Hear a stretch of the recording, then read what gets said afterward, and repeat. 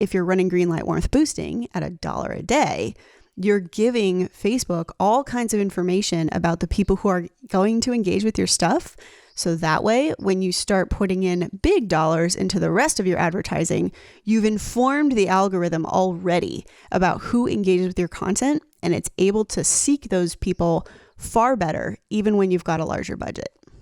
Yeah, totally. It really puts the power back in your hands a little bit, even when you're working with a small budget like that. Right. You are now listening to the Creative Juice podcast, brought to you by Entrepreneur.io.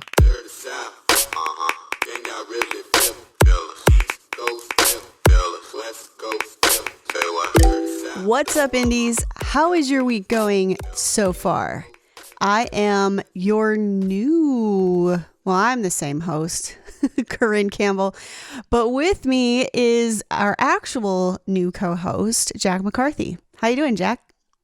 Good. Excited to be here. Excited to kick off a hopefully really, really great podcast episode. Most def. I think it's one of our first Circa-less episodes. Circa-less, not Circa-less. Yeah.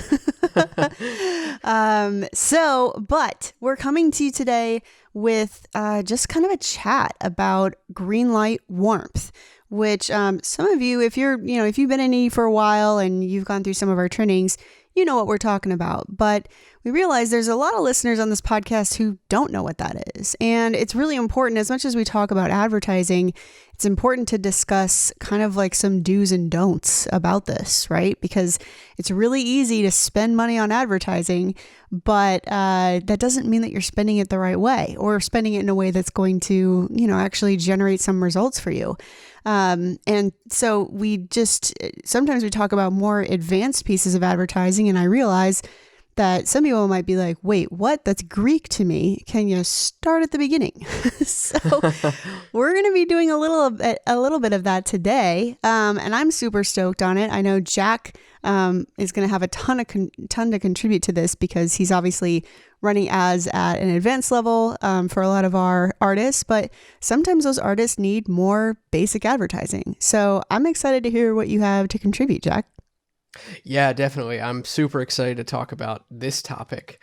I think it's mega important, especially for people, like you said, who are at the beginning and they might look inside the Facebook ads manager and they see it and they feel like they're in a submarine. There's dials and dashboards and buttons, and for a lot of people that's incredibly overwhelming, and it kind of can really put a hold on their movement and their growth and just getting things shipped and getting things done. So I think for that reason, Greenlight warmth, this discussion and the strategy as a whole can be really, really useful for people who are just getting into this and trying to figure out where to make their budget, even if it's limited, work for them in a way that makes sense. So I'm super excited to talk about it from that angle of things, but also from the angle of what about people who have been advertising for a long time? Where does this fit into what they do? Where can it help them? Where can it help their fan base grow? So I think it's going to be really, really exciting. Yeah, I think one thing that I, definitely want to put on the front of this discussion is that many people who come to us who have not done a lot of robust advertising tell us that Facebook ads don't work. And a lot of the time when we investigate that further and have a deeper conversation with that person, the discussion ends up revealing that these people are using the boost button, right? Which it's not their fault. Facebook prompts you to use the boost button, right? The problem is that the boost button by default is not really set up to do anything good for you, right? If you go into, the Facebook Pages Manager, which most of us have, you're going to find that when there's a boost button in there, the automatic default audience for that boost button is going to be page likes and their friends. That's not what we want. Firstly, a lot of us, especially in the earlier days of our page, and I don't care if you've been on Facebook for 1 minute or for 10 years, your Facebook page probably was first populated by people who love you. So your family, your friends, you may have even solicited them to like and interact with your page. And that's really supportive and great, except that just because they love you doesn't mean that they love your music, and they don't necessarily look like the avatar, right? Or the type of person that Facebook's going to be looking for to actually inspire your music. So be inspired by your music. So if you press that boost button, basically it's going to be like, okay, I see mom and dad and best friend, and their friends who probably don't look anything like the customers that you're actually trying to reach with these ads. So the boost button, we're like, well, don't use the boost button, except that you can set up the boost button to actually make sense by tailoring your audiences. And we're going to get more into that in a minute. But specifically speaking to where the boost button fits, whether you're a beginner or you've, gone later on, this, by boosting to your Greenlight warmth, you can basically keep everyone who's interacted with you, either your site, your Facebook, your IG, all of these different platforms. You can make sure that they're seeing your regular posts at a very low budget every single day, which means that this is feeding into the education and nurturing section of the buddy system, which we have many podcast episodes on. If you are just joining us, you can go ahead and scroll back and look at anything buddy system, and it'll explain far more to you. But I'm excited about being able to address this because I think that education and nurturing are the phases of the buddy system that indies get most confused by. Like, what do I do for this? Yeah, definitely. And I think you raised a really good point in prefacing about how the boost button is by default set up to target people who love you, people who love you, and not as in your fans that love you, as in your friends, your best friends, your family members. And this kind of goes back to something that we talk about a lot of when it comes to just, how to promote your music as a whole. Something that I'm always talking to artists about and talking to friends about is like, stop spamming your friends and loved ones. Yeah. Don't you dare post a show flyer on your personal Facebook profile and tag all your friends on the photo. Don't do that. They don't want that. They love you, but they don't love when you do that. So if you think about the boost button as it can kind of be an extension of that same sort of idea that we're talking about avoiding. So being able to set it up as an ad strategy that you can use to hit the right people with your ads is really, really great, because you don't want to extend those bad organic practices with bad advertising practices. It's just a big waste of money. Exactly. Well, and when you are targeting for page likes in that way, or targeting your page likes and their friends, chances are that you're just not going to get the engagement that you're looking for, right? Especially if you're talking about Facebook, you're going to want people to comment, and, there are going to be reactions, of course. That's always the type of engagement we get most. Unless it's a video, then it's video engagements, which is watching for 3 seconds and then liking it or loving it or angry or sad, right? These reactions. Yep. And then the next will be comments and then shares. And usually we see kind of a tailoring number in that order. So, you want to get people who are going to not just throw it a like your friends would probably go ahead and like it, and that's fine. It's adding some social proof, but largely you're going to want to reach the people that joined your page after that. Also for an Instagram post, if we set it up properly, again, you're using that existing Instagram post. So it's going to target the same things. So video views, if it's a video, and then engagement would include, liking it, pressing that love button, and then the comments thereafter. So those are kind of the things that we're looking for. And, everybody is, bummed out that organic reach has been down for several years now. But this is a way for us to kind of eke that system a little bit. The reason why people's organic reach is down is because, let's face it, people aren't loving your content. Yep. If you have great content and you are, prompting people to act with this very low daily budget on these posts, you're able to actually show Facebook, look, if you show these people this content, they're going to enjoy it. because Facebook really just cares about the user experience, right? They don't care about you reaching Sally. They care about filling Sally's newsfeed with things she wants to see. Now, if your organic reach is down and Sally doesn't really see it organically, and you don't give her a way, don't give Facebook a way to prove that your posts are going to be something that she wants in her newsfeed, it's never going to change. Whereas with this strategy, we're boosting these posts just by a little bit so that we can kind of give Facebook an indicator, look, this is good content, people want to see it. And then slowly over time, your organic reach, not even your boosted reach, but your organic reach will rise because now we've given Facebook those indicators. Yeah, which is super awesome. It's kind of a system that sort of feeds back into itself, which is a lot of what we talk about when it comes to advertising. Down from like higher up in your funnel at like the introduction stage of the buddy system and moving all the way down to creating customers and ascending customers. But this is even more on a micro level, a feedback loop, taking people from I can't reach them because Facebook doesn't think that I should be reaching them to, okay, I can put a little bit of money in and I can reach these people and then show the algorithm, hey, my content's good. These people want to see it. Show it to them more often. And it kind of creates that little feedback loop into your organic reach, like you were saying, which is awesome. Right.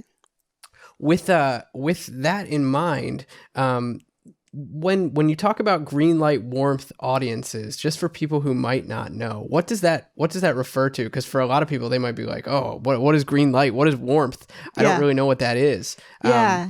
Let's talk about that a little bit. We use that term a lot, and I could, and some people have picked up on it by now, and especially, we refer to it a lot. If you're in our Indies group on Facebook, which by the way, there is now a open to the public Indiepreneur Indies Facebook. If you want to go to facebook.com/group/Indiepreneur, you can join the group there, regardless of whether or not you're a customer. There's some great conversations and 3 years worth of back posts from great indies in there. And obviously we've mentioned it on this podcast several times, but essentially we're referring to two things here when we talk about green light warmth. So the first portion of that is green light, which means what? It means that we are targeting countries that we believe our fans exist and that have a good reputation as far as spam and bots and, just getting a bunch of stuff that's going to cause inflated numbers, but are not actually profiles that are probably going to engage the right way. And it's funny because we generally see this kind of tailor along with a country's economy status. The stronger the economy of a country, generally, the stronger the strength of their real profile versus spam and bops ratio. So what's really strange about that is, obviously there's spam and bots in every single country. The US has it, Australia has it, the UK has it, down to like Brazil has it, and Russia has it, right? But we kind of over time have found that, if you put, for example, Mexico or South America, nothing against those places, and absolutely we understand that music fans exist there, but because the economy may not be as strong in these places, they've become highly suspect for having bot or spam farms, which essentially means that people are being paid a very, very low hourly rate to manage. They could be managing many, many, many, many profiles and interact with things so that they look human. And if you actually go to our YouTube channel from this past Wednesday, Cirque gets into a whole lot of discussion about that. But basically, if you start to attract spam or bots with your advertising, the Facebook algorithm is going to say, okay, I know what these customers look like. I'm going to find similar people to show these ads to, which is why we are trying to run to the cleanest, quote unquote, countries that we can. And the only way we can really discern that is by running as many ads as we do at the Indiepreneur level, not just for our company, but for many others. And this is a standard good practice for a lot of digital marketers out there. Yeah, and I think it's something interesting that we see, especially like at the agency level, how while we have these prescribed green light countries that we know to be clean or as clean as possible for things like click farms and bots, it does evolve and it changes, and it's something that we're constantly keeping sort of on our radar. There's always a lot of discussion in the indies group and in the indie pro group about is this country evolving? Should this be on my list? Shouldn't this be on my green light list?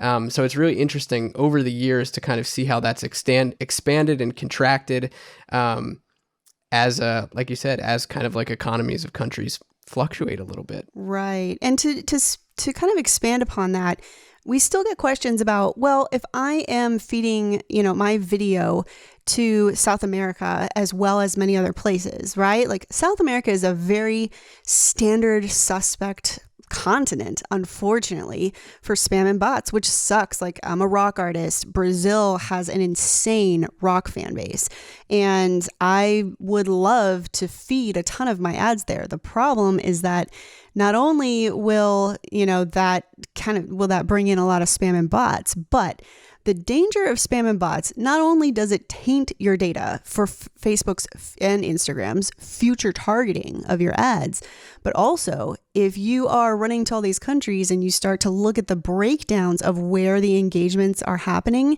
yes, they will be very, very, very, very, very cheap, which is, we're always looking at cost per whatever objective we have, right? Cost per engagement, cost per video view. So yes, they will be distinctly cheaper, but they will also likely be not real. But Facebook will see, okay, you want video views. This is where the video views are cheapest. Therefore, I'm going to feed most of your budget to the place where you're getting the cheapest rate for whatever your objective is. So when we see people running to those countries, in addition to the United States or Canada or Australia or wherever they are based, unfortunately, that means that we start seeing that they're getting no engagement in the countries where they actually are, in the countries where we're likely to find merch buyers, right? And be able to ship less internationally. We see less interaction there, and almost all of the budget going to this country that may or may not be real people. And even if they are, their economies have proven over time that they're not going to buy your merch and, go ahead and pay the international shipping and all of that stuff. So it gets to be a slippery slope. Now, does that mean that we hate everyone who speaks Portuguese? Absolutely not. It's just kind of one of those things where, if you really want to advertise there, it means that you have to segment them out in a different ad or in a different ad set, and it gets really complicated. So especially in the idea of the strategy that we're talking about today, which is like running, $1 to a few dollars a day, where you're not like chunking in a huge campaign, you definitely want that money to go where you need it to the people who authentically engage with your profile and like it. So rather than spread it around 200 countries that may or may not give you real people, why not concentrate $1, right, into the countries where you know that you have active profiles? And I think, I want to address that because I feel like people are like, well, if I get cheap video views, so what? Like, it's great numbers. And it's like, well, there's a myriad of reasons why we refer to certain countries as green light, and these other ones really undermine not just your vanity metrics, but also so much more beyond that when you continue advertising. Yeah, absolutely. So that kind of covers, I think, a lot of, it covers a lot of ground about just advertising in general, but specifically when we talk about green light audiences, we're referring to these countries which we know to be safe in terms of your data. When you talk about warmth, what is green light warmth? What is that referring to? Are we going after people that don't know who we are as artists? Are we going after people who, have engaged with us previously? What does that look like? Yeah. So green light essentially is the countries, right? And the warmth part, think about when we talk about cold audiences and warm audiences, right? That's all we're talking about here. So warmth audiences are essentially, and you can build all of these audiences in your business manager. people who have engaged with your page, people who have engaged with your Instagram, people who have been to your website, people who are in maybe your ManyChat list, your mailing list. You can import those lists and target those people. If you are running a fan finder, even though page engagement kind of crosses over with video views, I still include video views that are of a certain length of my fan finders that are running. So basically what that's allowing us to do is find people, basically anyone who's touched my infrastructure, right? And of course, this doesn't include YouTube because YouTube doesn't allow that, doesn't allow Facebook pixels, right? It doesn't include your Twitter. It doesn't include TikTok. It doesn't include Snapchat, right? There are some places where we're not able to reach those people. But chances are somebody's engaged with you on either Facebook or Instagram, or your site. And that's really what we're trying to focus in on. Basically, this means that for Facebook and IG, it's a year. And for your website, it's 6 months. Anyone who's done anything on those channels over the last 6 months to a year, depending on the length of the audience, we want to make sure they don't fall out of warmth, right? We don't want them to go lukewarm. We don't want them to go cold. We want the opportunity to have them continue to engage because they already know who you are somehow, even if it's vaguely. So by choosing different posts and feeding them to these warm audiences, it basically means that, okay, I know that these people, versus advertising to page likes and their friends, right, which would include a lot of people who have no clue who you are. Instead, we're going to be feeding posts of value to audiences that are at least aware who you are. And chances are, even if they've gone kind of lukewarm on you in that period of time, or, they only have a kind of a little of engagement with you, if they liked what they saw, they're going to continue to engage. And that's what we want. We want to keep them from falling out of the circle. I think that that's awesome. It's such an important concept, I think, for artists who are especially, working with tight budgets for advertising. And they only have a little bit of budget, and maybe they're working with small audiences, and they a primary objective here is to keep the people who are caring about them continuing to care and continuing to be kept in the loop. So it sounds like this really bridges a gap for people who, are just starting to maybe dive into paid traffic, are just, setting aside a little bit of money each month to be able to do it. It sounds like this will really provide a solution for them, something that they can take action on and just kind of have running. Yeah. Well, and I think, I actually do this to my own page. My page has about almost 20,000 likes on it.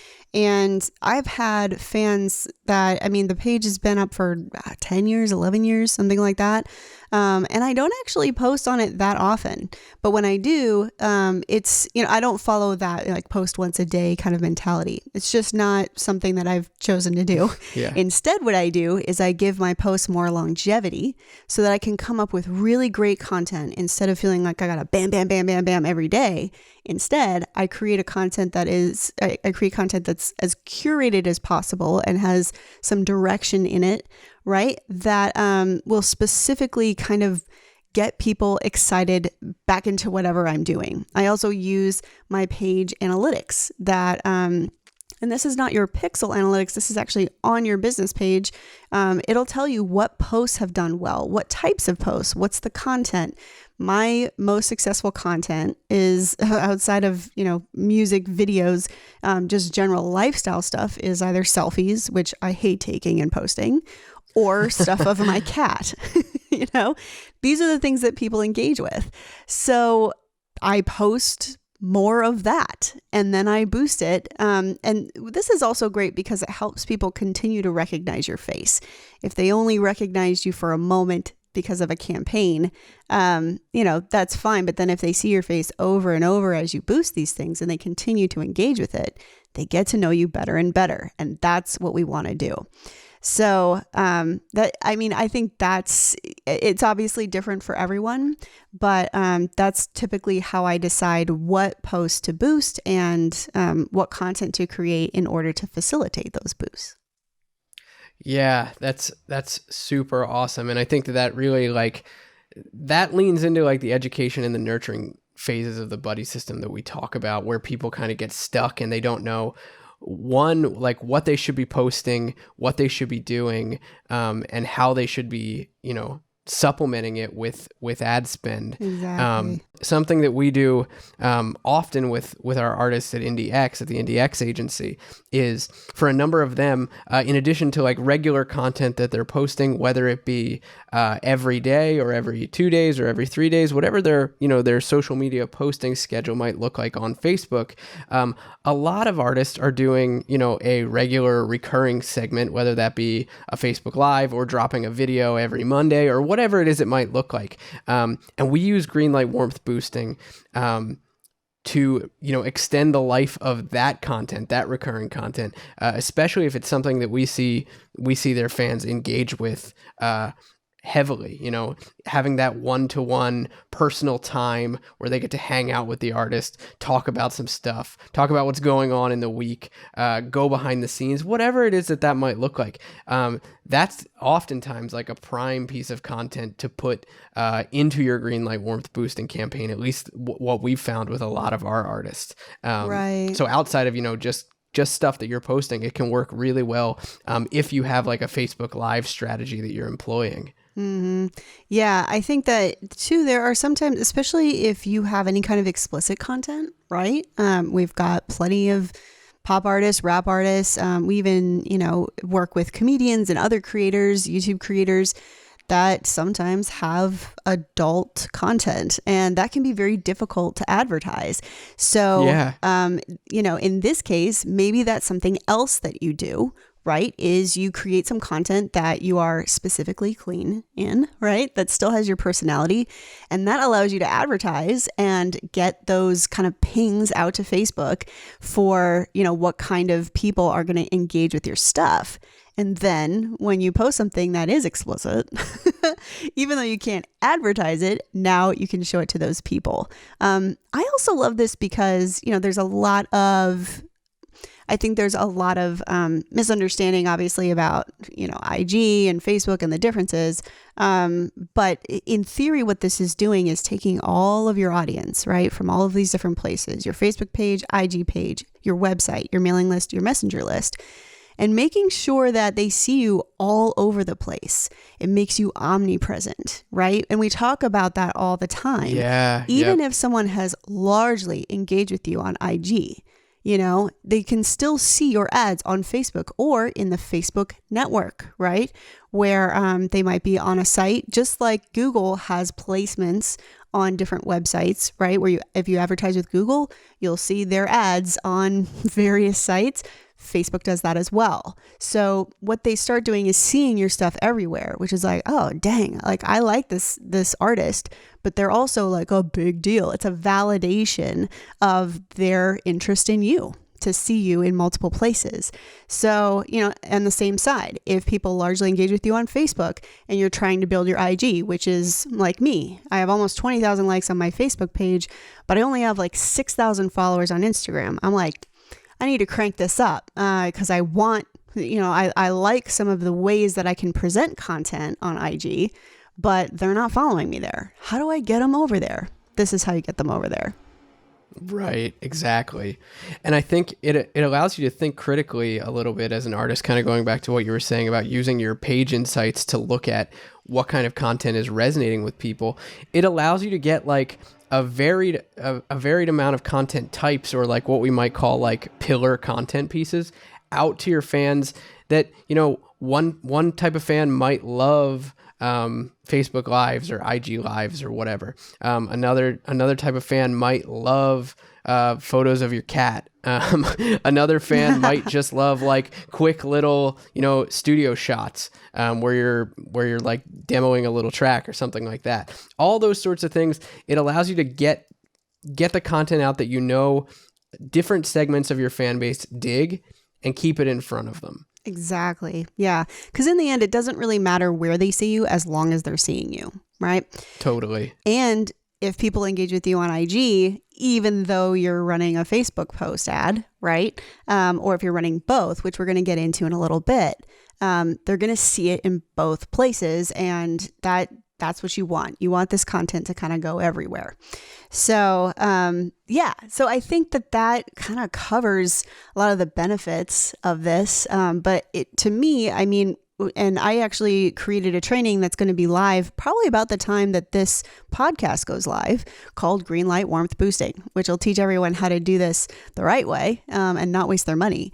But for me, I saw that there were a lot of, dollar a day advertising strategies out there, not just in the music space, but also from, legit digital marketers who are doing this for other companies.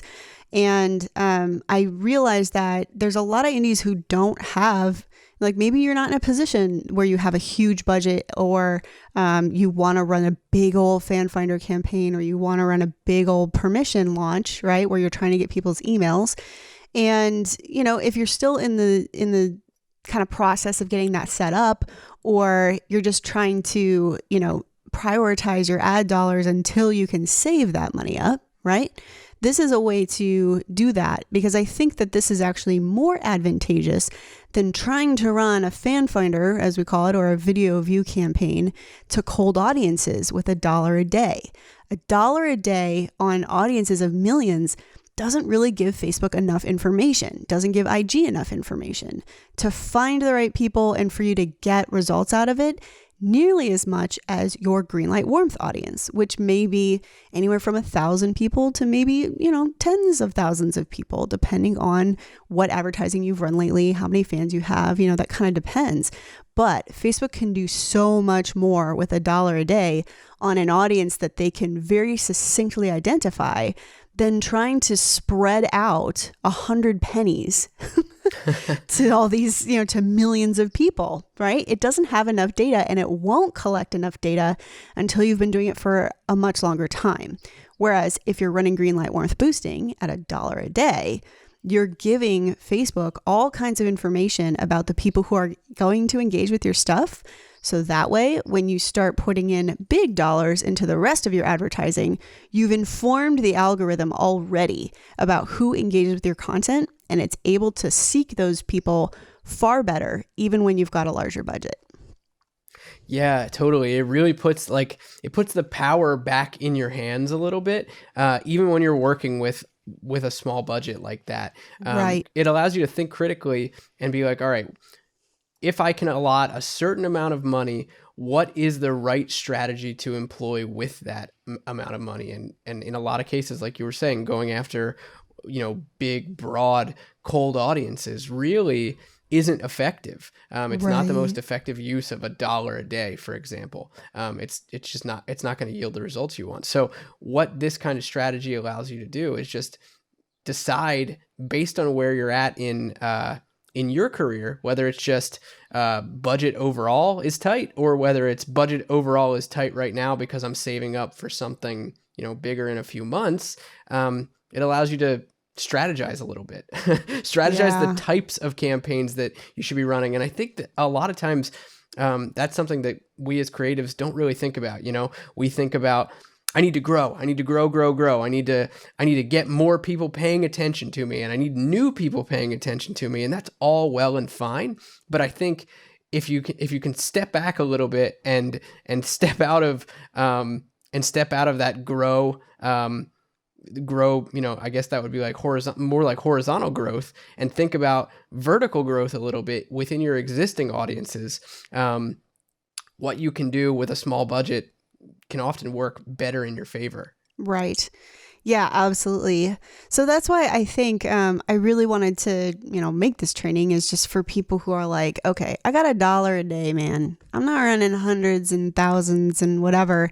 I saw more and more indies trying to make their budget spread with this fan finder campaign. And chances are you're better off just, curating this content that is going to resonate with your existing audience and giving Facebook that indication until you're ready to put, save up the rest of that cash and put it into something a little bit more intentional rather than just running to cold traffic at $1 a day. It's very difficult to get the right results from that.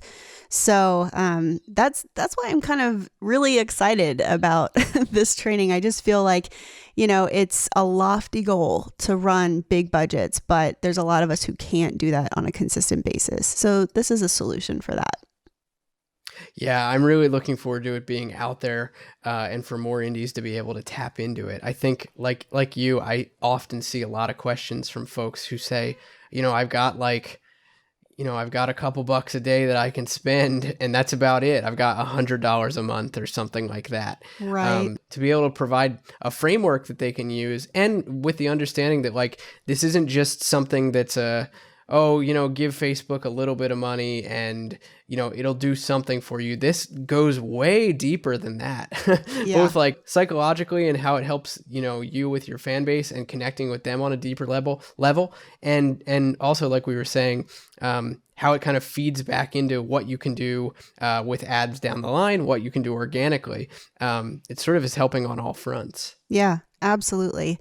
So that's one thing, I want to jump back real quick to our Greenlight warmth, right? Our Greenlight specifically part of our audiences.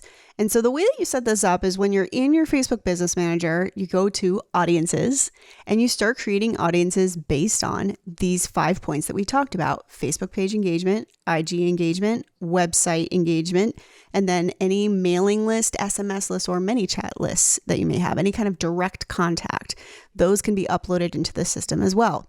That is what consists of warmth in my mind. You might be able to think of a couple other things that make more sense for you, but that's generally what I do.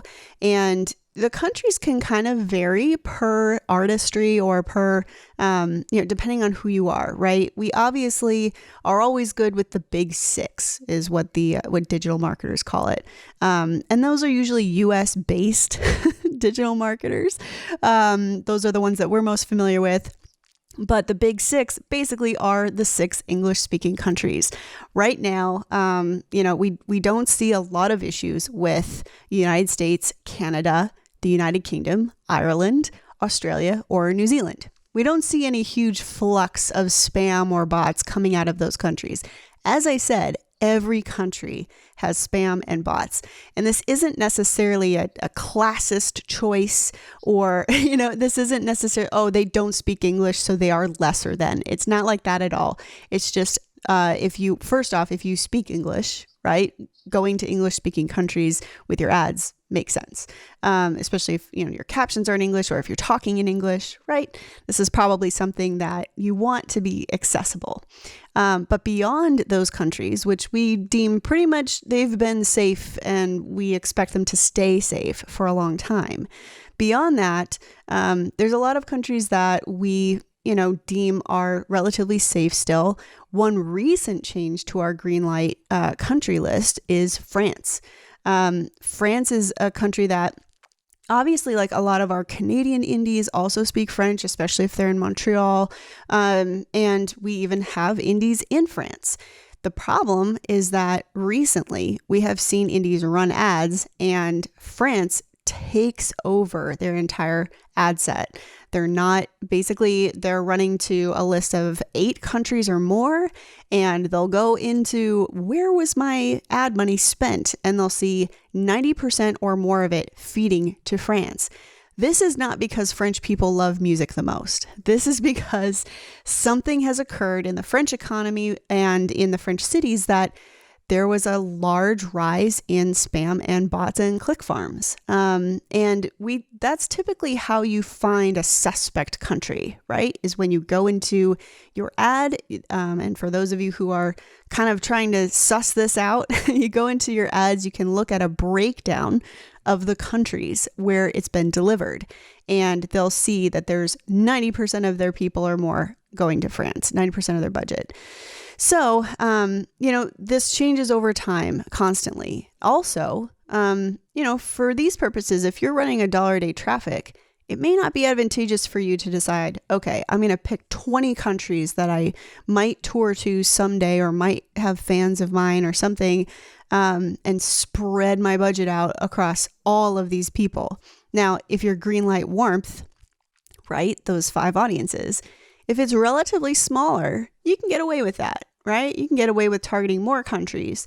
But if you have, tens of thousands of people in these audiences because you've been running advertising lately, you're going to regret trying to spend out $1 over all of these people per day, because chances are you're not going to see as much traction from that because it's a bigger audience. You might want to up your budget to a couple bucks a day or take some of those countries out.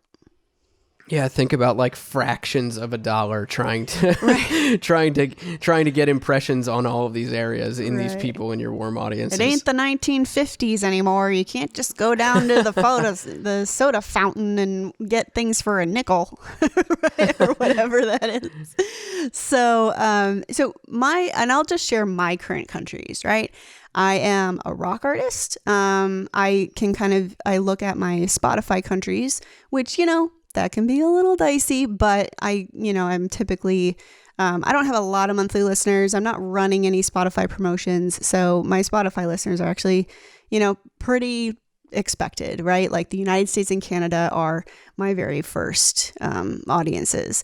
But beyond that, and like I said, I'll share mine, though these may vary depending on where you're at, are Norway, Sweden, the United Kingdom, Austria, Germany, Japan.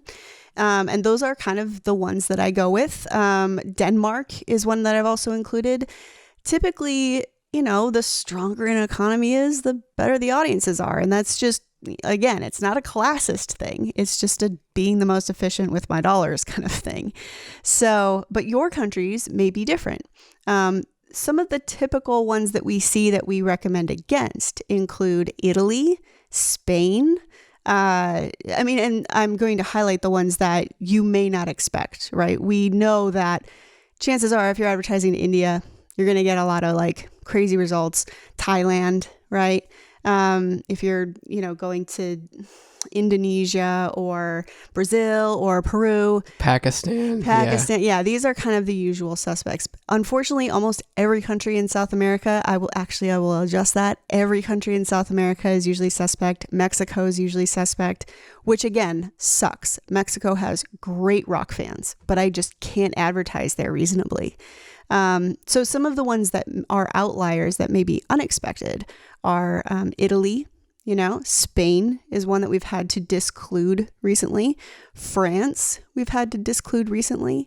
I've actually seen some people having Poland take over their stuff, which is also a shame. So those are the 4 recent subtractions for me for Greenlight.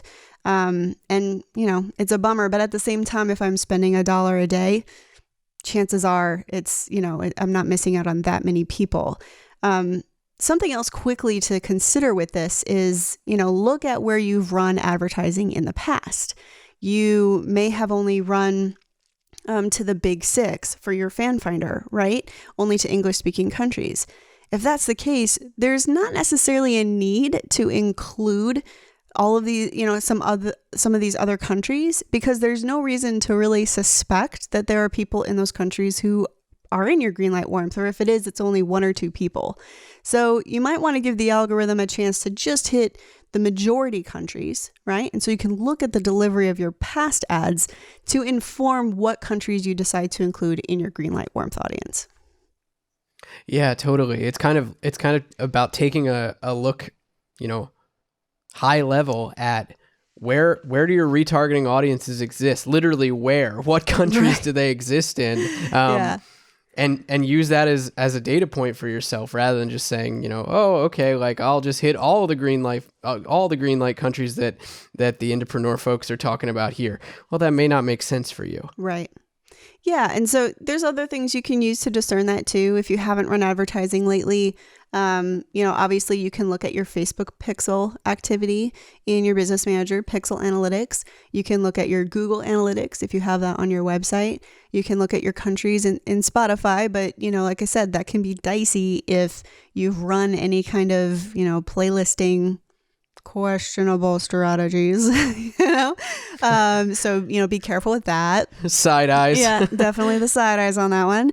But Apple Music, actually, as much as people, even Cirque says that Apple Music is dead, I make more money on Apple Music than I make on Spotify each month from streaming. So whatevs. I'm going to say you can register for an artist profile for Apple just the way you do for Spotify. I think it's artist.apple.com. Very similar, right? So you can register for a account there and see how your streams are doing there. And believe it or not, the AMP program for Pandora is also a great source for me for people who are streaming on Pandora. And I get streams on Pandora. Significant enough that it's a source that I look at to know what kind of cities and countries my music is succeeding in. So those are typically places where I try to look for some more data to kind of inform these. So we can't really give you like a set formula. I know that's freaky, right?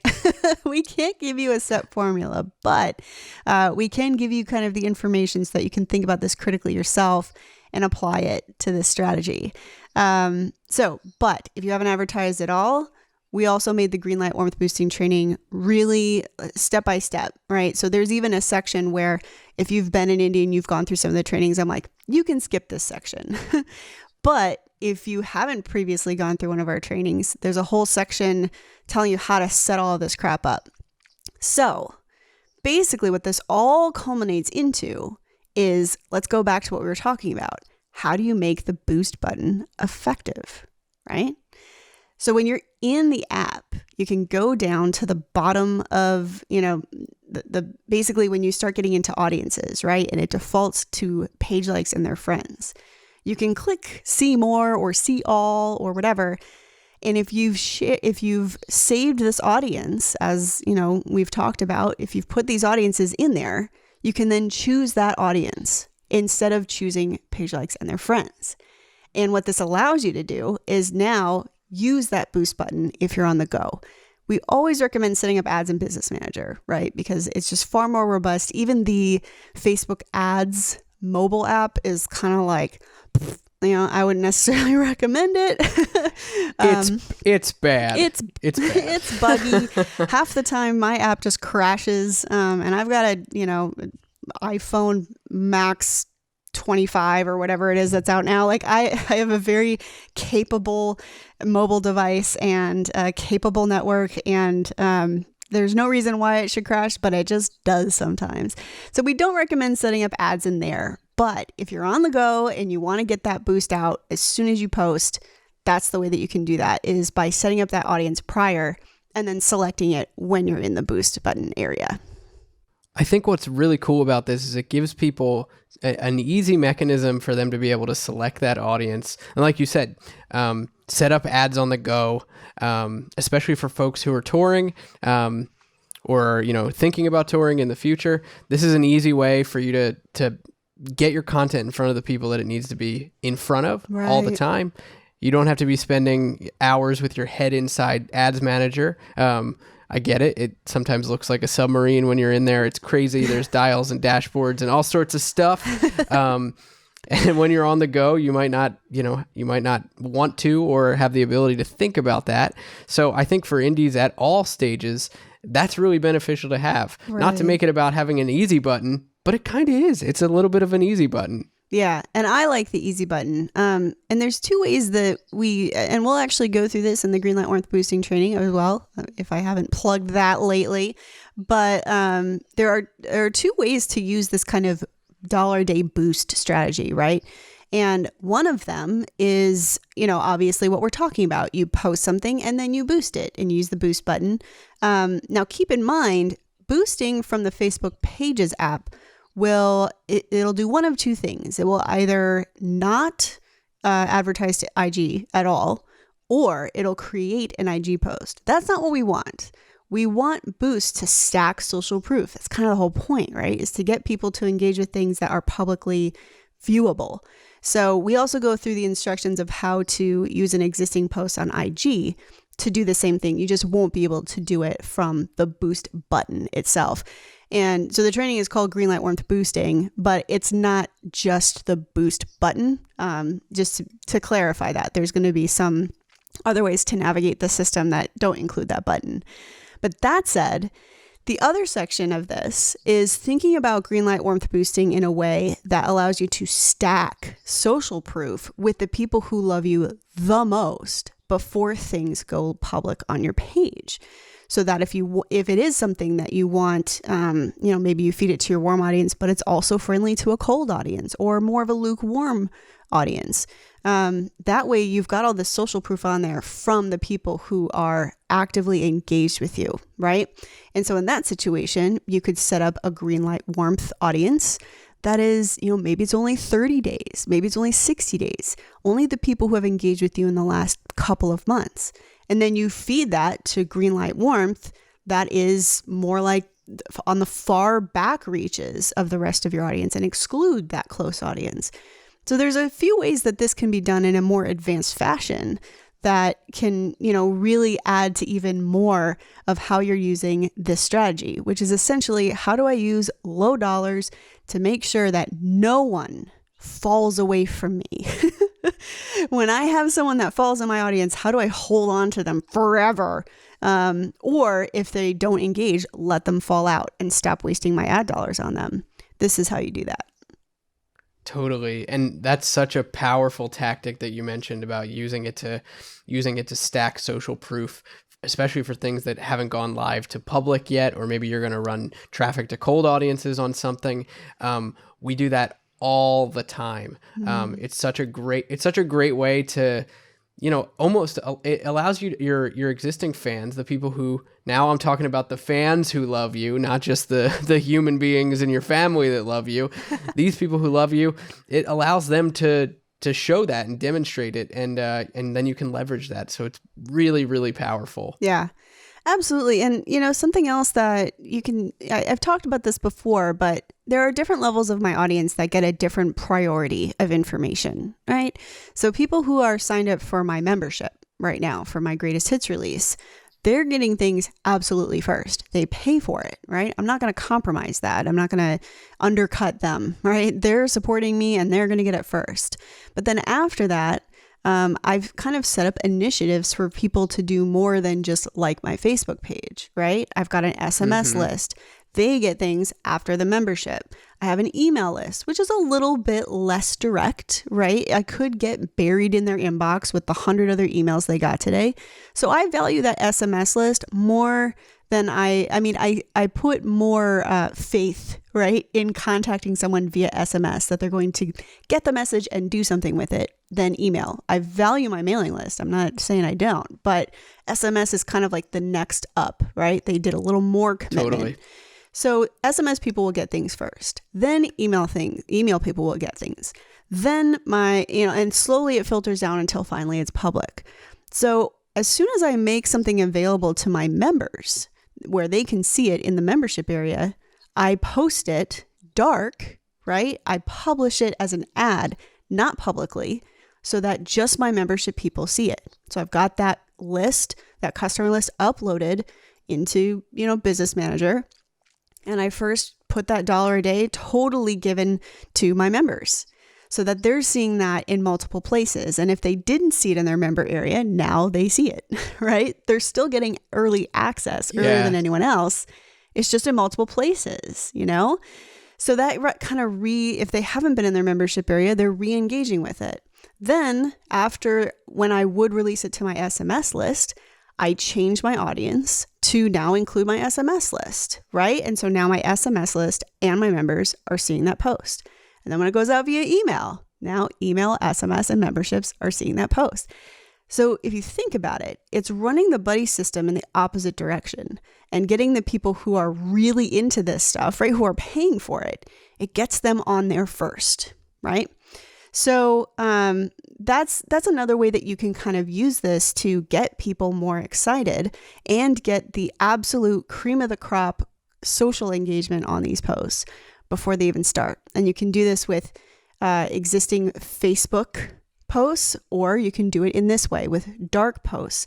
And it should be noted that if you run a dark post, as of right now, if you run an IG placement for a dark post, you will not be able to publish that to your IG, right? This only works on Facebook. So I just want to make sure that's clear. Hopefully that will change. Slowly, more and more things are rolling out. Fingers crossed for that one, for sure. Yeah.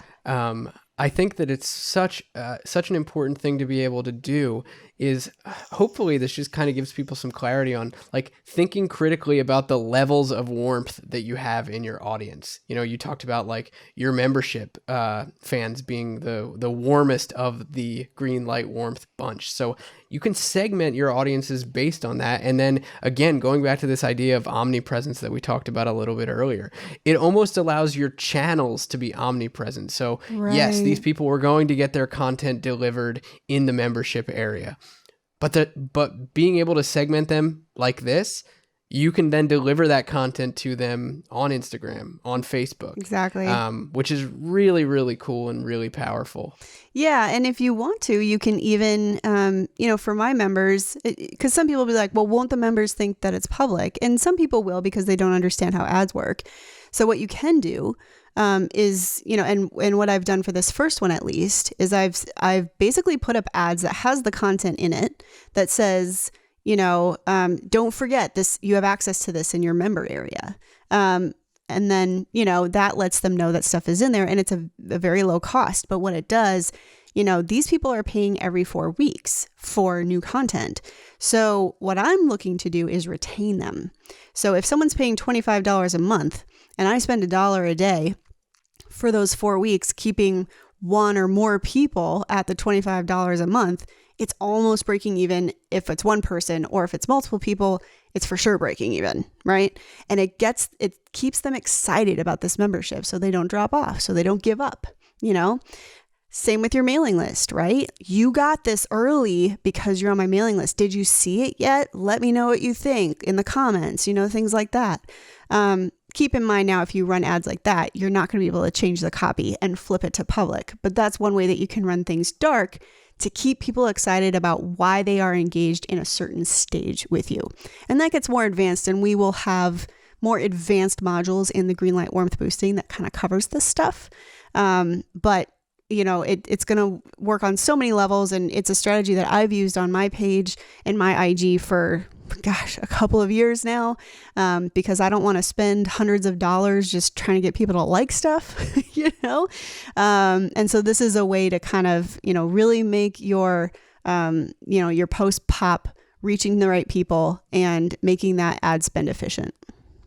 Yeah, definitely. I think that's such a cool framing of how to think about it. It's a retention strategy, not only an engagement strategy from the standpoint of your membership and even of your email list. Like, you, in many cases, paid to get folks onto your list. So keeping them engaged outside of the channel, but still in a contextual way, letting them know, hey, you signed up for my list and you got this early. Make sure you check it out. Right. Being able to do that and presenting it in a way that's contextual to where they're at is so, so cool. And it's definitely like a way more advanced strategy, just in terms of thinking about it and where it fits into any artist ecosystem. But I think that it's massively, massively powerful. Yeah, it's helped keep some people on my mailing list aware of the fact, we in the email marketing training, we teach about the re-engagement series, which is, when people start to kind of lose interest in your emails and they stop opening and they stop clicking. It runs, we have this series that runs like, hey, let me catch you up. Did you miss this? And I run less and less of the re-engagement series as I use more and more of these posts to tell email subscribers, hey, you got this in your inbox. Did you get it? Like, what did you think? I want to know. Like, when they see that ad, and again, at a very low spend, right? This is totally worth it to me to keep those people engaged and remember they're on my mailing list. So that if I have a chance to grab them back before they fall into that re-engagement series, now I know that they're back here with me, right? And that's what I want. So it's been really powerful in making my mailing list not, my mailing list churn rate, as we call it, is now a lot lower than it was before I was running this. So there are a lot of different ways you can strategize to really just increase your engagement with your people and keep all of those things you're paying for, your mailing list, your membership, all of that, keep it running healthy and not feel like it's going stagnant. I think that that's something like ninja for people, and just to let them know in case they've forgotten. You're hearing from the queen of email list hygiene here about this, so write that down. That is a really badass ninja technique to keep in mind about keeping your list active and engaged. Yeah, I am an email list savage, but that doesn't mean I like removing people from my mailing list. I want them to stay. I just don't want to keep them if they don't want to be there. And sometimes people need to be reminded why they wanted to be there in the first place. And so this is a great way to do that. It's also a great way if you don't email frequently, which, we do recommend emailing a little more frequently, right? Like every week, every 2 weeks if you can.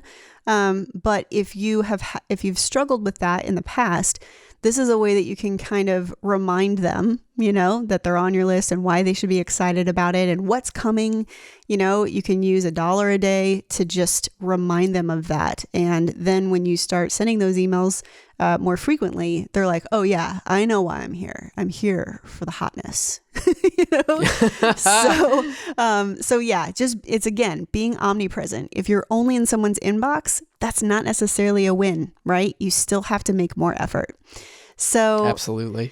Guys, I hope this was helpful. I'm super excited about this training that's coming out. Of course, you can, if you listen to this episode and then do some searching on Facebook Business Help, you're going to be able to recreate pretty much everything I've talked about. But if you want the step-by-step, that training should be live right now at indepreneur.io/products. And I'm excited to get some feedback on this. It's something that I've been strategizing and working. We have a ground report on it from almost a year ago that I kind of ran down in an hour, but this is far more comprehensive. If you are an Indie Pro member, you already have access to it. And if you want access to it, but all of the other trainings I've also mentioned, you can sign up for Indie Pro by going to our website. So I hope that this is helpful. I'm really excited to see what people think about it. Leave us, if you're on YouTube, leave us a note in the comments. If you're listening somewhere, please, feel free to take a moment to go to our IG or our Facebook or even on Twitter, because I love my Twitter, so I will talk to you there. Please go ahead and hit us up, because I think we really want to help indies find an accessible way to advertise if you haven't decided to take the plunge just yet. Yeah, this is a great first step. So I'm super excited to see how people take this and put it into their own hands and really get their content in front of their fans and use it to just to grow. Absolutely. All right, guys. Well, that is it for this week. We've run just over an hour.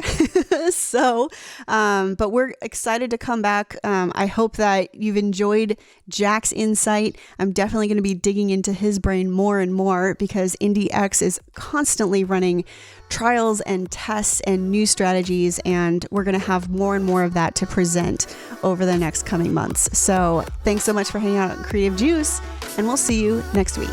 Catch you guys next week.